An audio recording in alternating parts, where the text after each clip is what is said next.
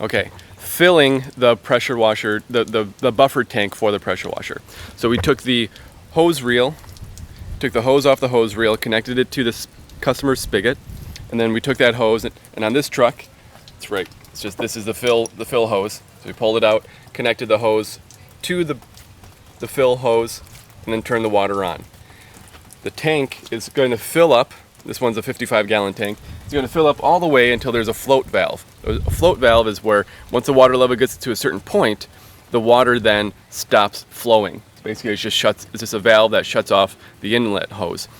As the pressure washer runs, it's going to drain the tank, and then as that water level goes down, the float then allows water to flow from the hose. So water goes down, the valve opens, and water flows into the tank.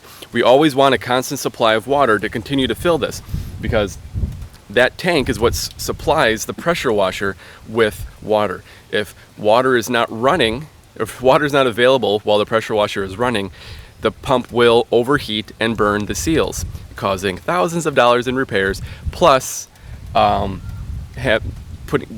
downtime, which could then lose thousands of dollars of jobs. So it's one thing we want to make sure is always have water available to the pressure washer.